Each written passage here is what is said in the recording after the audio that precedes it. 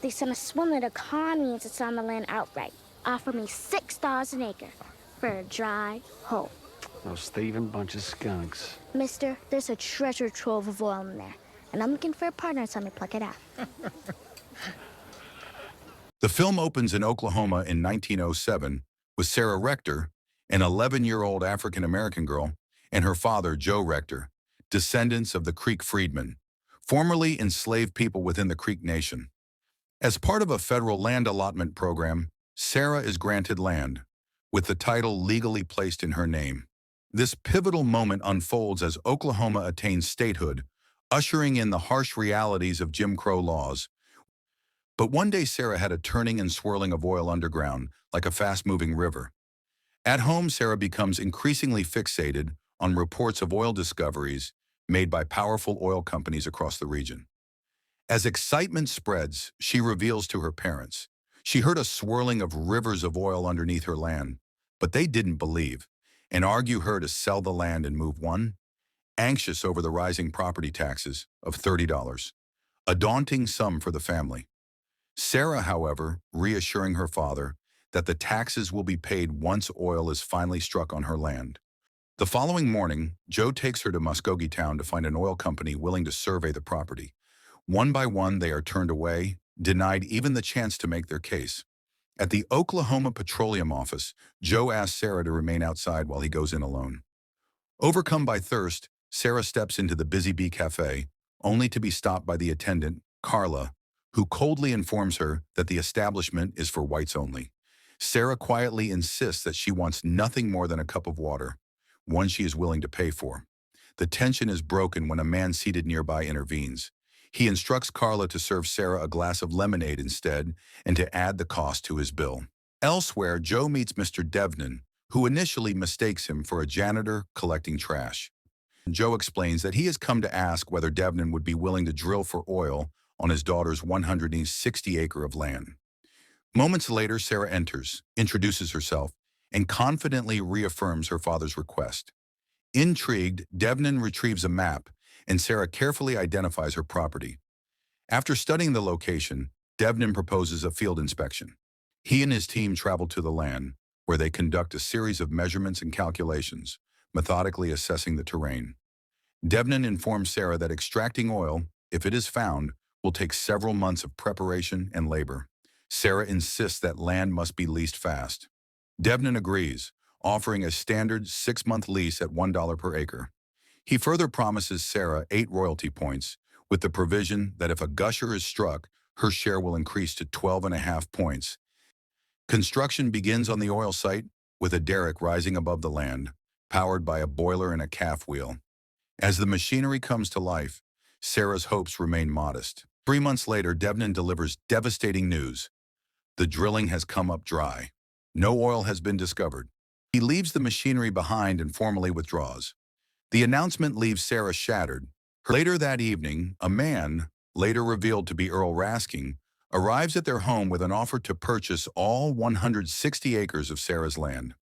Requesting a private conversation, he asks to speak with Joe alone and instructs him to bring along the deed Sarah signed with Devnan before discussing any terms. Rasking initially offers $2 per acre. Joe counters, demanding $3 so that he, too, might benefit from his daughter's property. Sensing Joe's hesitation, Rasking raises the offer to $6 per acre. Suspicious of Rasking's sudden generosity, Joe insists he must first consult his daughter. Together, they conclude that oil must have been discovered and that others are now trying to claim it for themselves. Rose realizes that anyone can claim the land if they obtain the deed. That night, the family hides the document in the nearby brush. Soon after, armed men storm the house, ransacking it in search of the deed. When Sarah's dog, Blue, confronts them, they shoot it and flee. Enraged by their failure, Devnan berates the men for not securing the deed. When Sarah later discovers that Blue is missing, she sets out to search for him. Sarah wanders into the oil camp, where she unexpectedly encounters Bertrand Byron Smith, the same man she met at the Busy Bee Cafe, quietly reading obituaries in search of wealthy widows. Smith introduces himself as a wildcatter, an independent oil prospector who drills where others hesitate. Sarah tells him that oil was once explored on her land under a 6-month lease at $1 per acre, but the company later declared the site dry and abandoned it. She explains that soon after, a swindler approached her family, offering $6 per acre to buy. Sarah tells Smith she is seeking partners willing to help bring it to the surface. She sharply rebukes him for hesitating over her proposal, especially at a moment when she's grieving the loss of her dog. Stung by her words, Smith offers his condolences and asks how she came to own the land. Sarah explains that it was granted to her by federal decree. Intrigued, Smith and his associate, Mace, quickly gather their belongings and follow her to inspect the site. Upon reaching the site, driven by renewed hope, Smith and Mace decide to seek Sarah's parents' blessing before beginning any drilling. They resume work by digging deeper into the abandoned well, pushing past where others had given up. During a break, Smith opens up, revealing that he and Mace have long been partners. They began prospecting for gold and silver before turning to oil, building a sizable fortune, only to lose everything after investing in a dry well, a failure that brought them to this last gamble. At that moment, Big Jim and Pan Oki's men arrive at the site. Mace confront them. Pan Oki orders them off what he claims is his property, accusing them of using his equipment, and gives them 20 minutes to leave. He produces a deed asserting 6 months of mineral rights. Sarah intervenes, firmly stating that the land is hers and that the contract expired on September 9th. On closer inspection, she realizes the document has been altered, with the original date deliberately smudged and overwritten. Forced to retreat, Pan Oki and his men leave the site. Afterward, Bert tells Sarah the truth. The land does contain oil, which is why others are desperate to take it. The following day, drilling resumes, but the boiler begins to rumble and then seizes. After inspecting the damage, Bert explains that they are nearly 1,500 feet down and that the tools have been compromised, advising that the well should be abandoned. Mace proposes using dynamite to blast the jammed tools loose and force a gusher, but Bert refuses, calling it far too risky and reminding him they have no explosives. Frustrated by their defeatism, Sarah scolds them for giving up so easily and suggests using a wall hook instead. As Mace explains how it works, Bert begins to see a viable plan take shape. They collect an oil sample and take it for testing, paying a $10 fee, then wait anxiously outside for the results. While they wait, Bert is unexpectedly confronted by a widow he previously swindled, threatening to derail everything at the worst possible moment. Back at the lab, they are told the news is grim. The oil is low quality, buried more than 1,000 feet deeper, and heavily contaminated with salt water. Extracting it would be extremely difficult and would likely drain the last of their remaining money. Suspicious of the results, Bert decides they should wait outside the lab. When Buckaroo emerges with their sample, Bert intercepts him and, after intimidating him, forces a confession. Pan Oki paid him to falsify the test results. The duo then travel to Tafttown, Sarah's hometown, where they meet an elderly geologist and have the oil sample tested again, for a fee of $5. After hours of waiting, the geologist reveals astonishing news. The crude is exceptionally pure, nearly colorless once separated from the mud. He assures Sarah that her land holds vast oceans of oil, enough to make her the richest person in Oklahoma. To secure the funds needed to drill, Bert approaches a bank manager seeking a $2,000 loan, but the manager refuses to take the risk. Undeterred, Bert then turns to the widow who owns a flower shop, setting up a far more personal and complicated appeal for financing. With Sarah's help, they succeed in convincing the widow to provide a $2,000 loan, allowing them to purchase the equipment needed to resume drilling. The following morning, the boiler is repaired, and drilling begins anew. Suddenly, the machinery rattles and grinds to a halt, jamming the operation. At that critical moment, Pan Oki's lawyer, Edward Karen, arrives on site and serves them with a legal notice, demanding the return of all Pan Oki equipment and the field itself, citing the contract Sarah had previously signed with the company. Bert requests a private discussion and, after being roughed up, is taken to meet Pan Oki in a waiting car. Pan Oki claims the courts are weary of dealing with what he calls an uneducated former slave population and argues they must be placed under white guardianship. He presents a deed for Bert to sign, appointing him as Sarah's legal guardian. Bert counters by demanding a 15% royalty in exchange for signing. Pan Oki refuses, and the meeting ends with no agreement reached.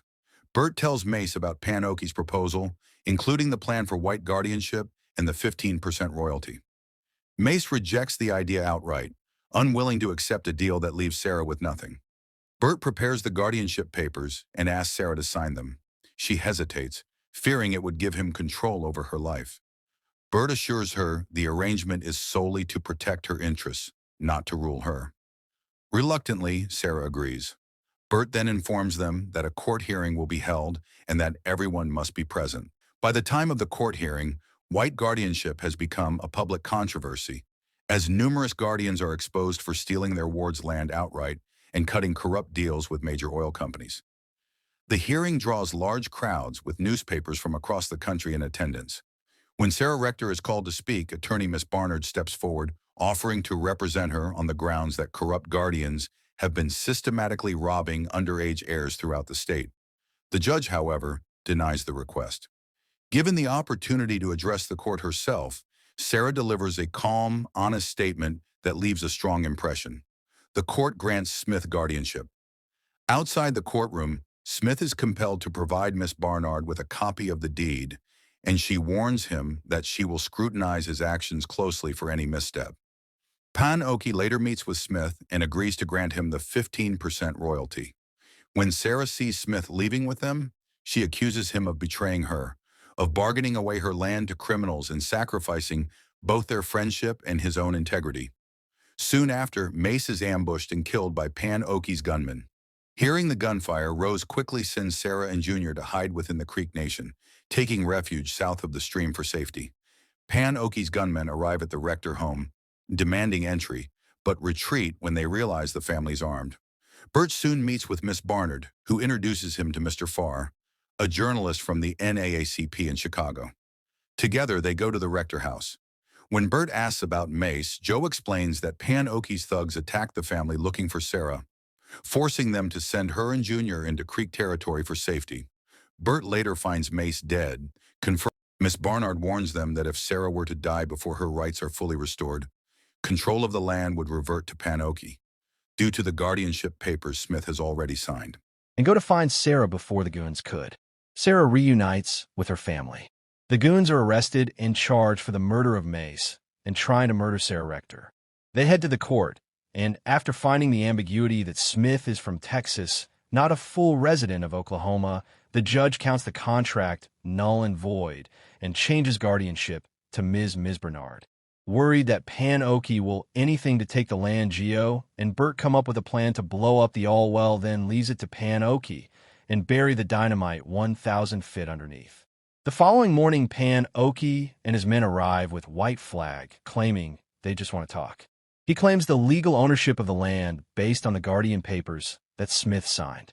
Ms. Barnard accuses him that is trespassing because the papers were nullified by Judge Leahy and orders him to get off the land. Pan Oki pulls out the gun, ordering them to get off the patch. Sarah is set on the trigger. After detonating it, a cracking sound runs the all field. Rumbling starts as the oil gushes out from the ground. Devin pulls out the pistol, claiming it is oil. Joe shows him the dynamite planted on his other wells next, just in case he does something foolish. Joe shoots him, and he is pushed off the land. Finally, Sarah drills out the oil. Her dreams come true. On the celebration party, Bert decides to run away after seeing the widow that demands him $250 of his shares. But Sarah tries to stop him, promising to bail him out because they are now partners. Bert hesitates and leaves following his prospects and adventures. After that time, Sarah met prominent investors like John Rockefeller and cut mini deal of #30 million for the rights to her land and got 12.5% royalty. The fast thing she did with her money is buy the Busy Bee Cafe and made it open to everyone. Thanks for watching.